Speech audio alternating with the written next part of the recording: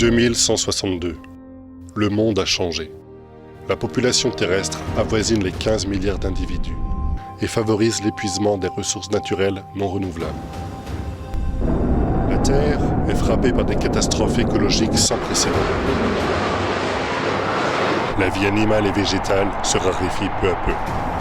La Terre est menacée d'extinction. L'homme a ainsi repris sa quête vers de nouveaux horizons. La conquête spatiale est en marche. Deux agences spatiales privées se livrent ainsi une concurrence dans la quête des exoplanètes. Leur objectif commun ? Identifier une nouvelle Terre susceptible d'accueillir la vie humaine. Le commandant John Newman est missionné par l'agence Space Corp pour explorer l'une d'entre elles, la planète Kepler 22b, localisée dans la constellation du Cygne à plus de 600 années-lumière de la Terre.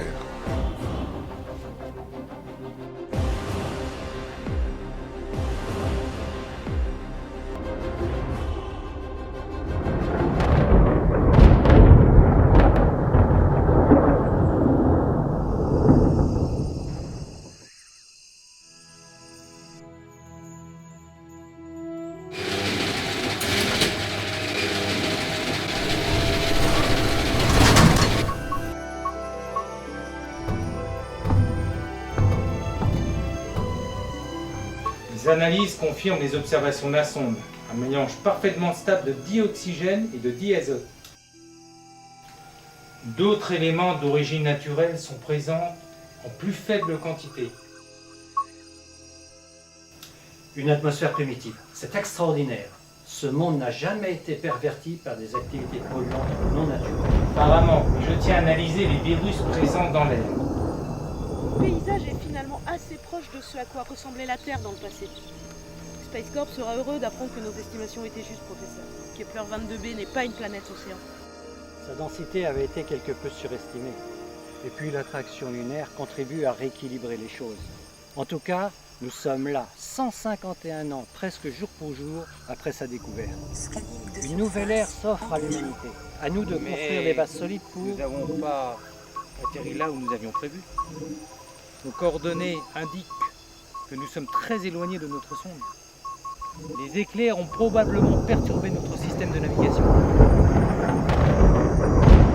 Alpha Léonis, ici l'Aigle, me recevez-vous? Aigle, ici l'Alpha Léonis, nous vous entendons parfaitement. Heureux de vous entendre, Laurence. Nous avons eu quelques difficultés à établir le contact. Je lance un diagnostic, mais tout semble normal de notre côté. L'antenne a reçu un éclair. Et elle était saturée d'électricité statique. Tout est normal maintenant. Alpha Léonis, commandant Lorenz me dit que l'électricité statique brouillait la réception. Tout est à la normale à présent. Bien compris, commandant. Quel est votre statut? L'Aigle s'est posé sur Kepler 22b, mais nous avons été déviés de notre trajectoire. Nous sommes exactement à 30 km de la zone d'atterrissage.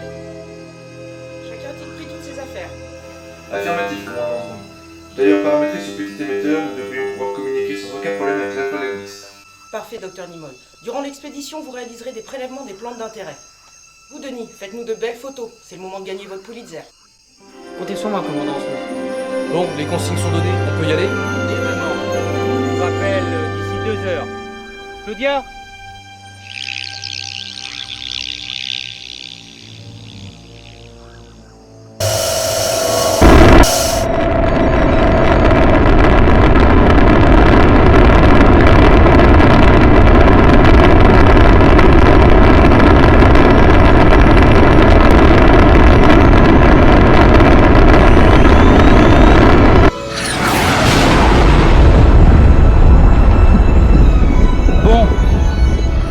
Expose la situation.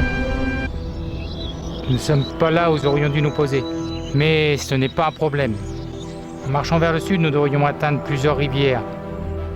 Là, ce sera le lieu idéal pour la première phase d'exploration de 24 heures. Ce lieu dispose d'un fort potentiel. J'y verrais bien un parcours de golf 18 trous. Avec un country club. Grand luxe.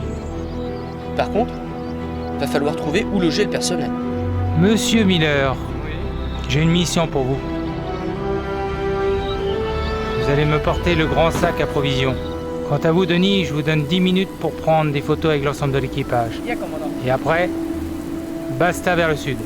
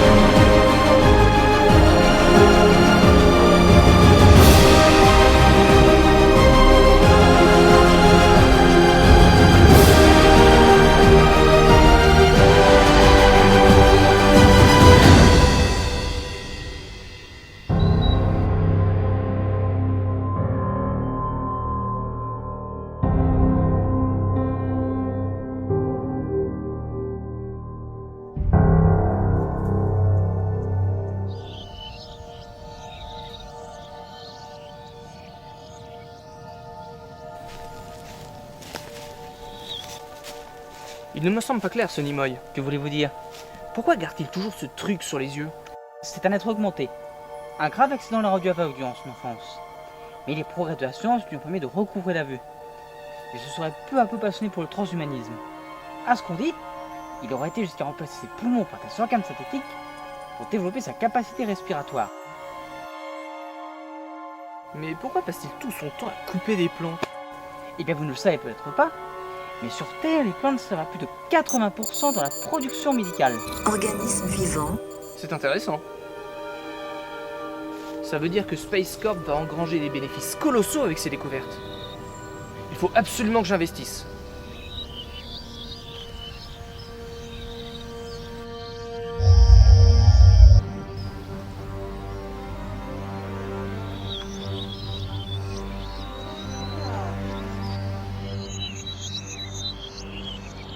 Alors, docteur, qu'ont donné vos petites analyses?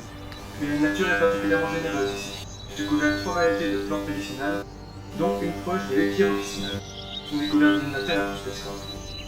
On n'existe déjà pas sur Terre, monsieur Nimoy? Si, mais elle est en voie d'extinction. D'un point de vue médical, elle posséderait plus d'une quarantaine de vertus, dont celle de soigner l'asthme et les infections cutanées. Avez-vous découvert des plantes inconnues? Alors pour l'instant, non. Bonne nouvelle! Nous sommes plus qu'à quelques kilomètres de la rivière.